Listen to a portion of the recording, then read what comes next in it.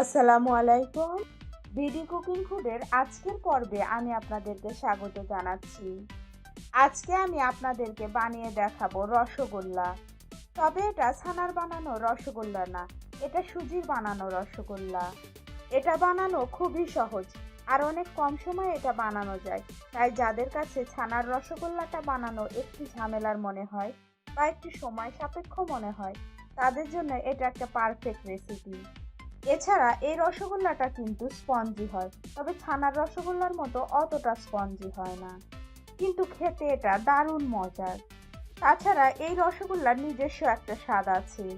সুজির রসগোল্লা বানাতে আমি যা যা নিয়েছি তা হচ্ছে 1 কাপ সুজি, 1 লিটার দুধ, 1 টেবিল চামচ পরিমাণ ঘি। চিনি শিরা বানাতে আমি যা যা নিয়েছি 1 কাপ পরিমাণ চিনি, 1 কাপ পরিমাণ চিনির সাথে আমি নিয়েছি 1.5 কাপ পরিমাণ পানি। এবার আমরা মূল রান্নায় চলে যাচ্ছি। এখন আমি মিডিয়াম আঁচে চুলায় একটা প্যান বসিয়ে দিয়েছি। এর মধ্যে প্রথমে দুধটা নিয়ে নিলাম। দুধটাকে মিডিয়াম আঁচে দিয়ে ঢেকে দিয়ে প্রথম বলক আসা পর্যন্ত অপেক্ষা করছি।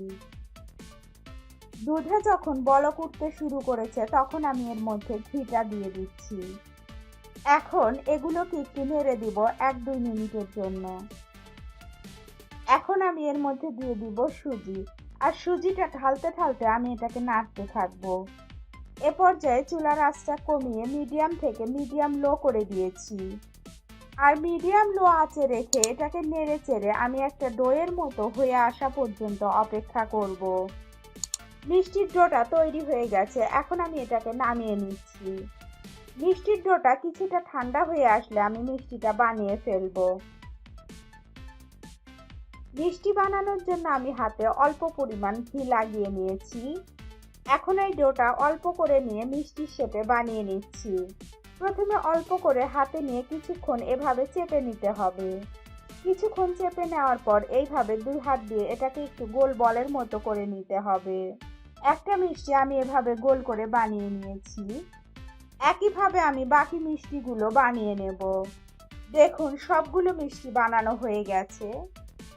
দেখুন মিষ্টির গোল শেপটা কত সুন্দর হয়েছে। আরো দেখুন এটা কতটা সফট আর স্পঞ্জি হয়েছে। এ পর্যায়ে আমি চিনি শিরাটা তৈরি করে নেব। এজন্য চুলায় একটা প্যান বসিয়ে এর মধ্যে আমি পানি দিয়ে দিলাম, সাথেই দিয়ে দিলাম 1 কাপ পরিমাণ চিনি। চুলার আঁচ মিডিয়ামে রেখেছি। মিডিয়াম আঁচে নেড়ে দিয়ে চিনিটাকে গলে যাওয়া পর্যন্ত অপেক্ষা করব।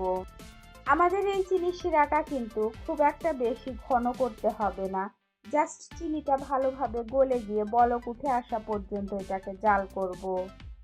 এরপর চুলার আঁচটা একদম কমিয়ে এটাকে রেখে দেব। ঠিক এরকম হালকা হালকা গরম শিরার মধ্যে আমি বানিয়ে রাখা সুজির মিষ্টিগুলো দিয়ে দিচ্ছি। মিষ্টিগুলো চিনি শিরায় দেওয়ার পর আমি চুলার আঁচটা বাড়িয়ে মিডিয়াম করে দিয়েছি। এখন এটাকে ঢেকে দিচ্ছি, আর ঢেকে রেখে মিডিয়াম আঁচে মিষ্টিগুলোকে আমি 6-7 মিনিট জাল করব। ঢেকে দেওয়ার সময় আপনারা অবশ্যই খেয়াল করবেন, যদি আপনাদের প্যানের ঢাকনায় ফুটো থাকে তাহলে একটা টিস্যু পেপার মুড়িয়ে ঢাকনার ফুটো অংশটা বন্ধ করে দেবেন। এতে করে ভিতরের ভাপটা বের হতে পারবে না, আর মিষ্টিগুলো ভালোভাবে সিদ্ধ হবে। কিছু সময় পর খুব সাবধানে মিষ্টিগুলোকে একটু উল্টে দিচ্ছি।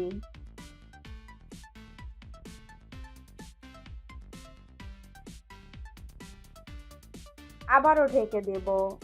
6-7 মিনিট পর মনে হচ্ছে মিষ্টিগুলো হয়ে গেছে, অনেকটাই ফুলে উঠেছে। মিষ্টিটা হয়ে গেছে কিনা আমি এটা একটু পরীক্ষা করে দেখে নেব।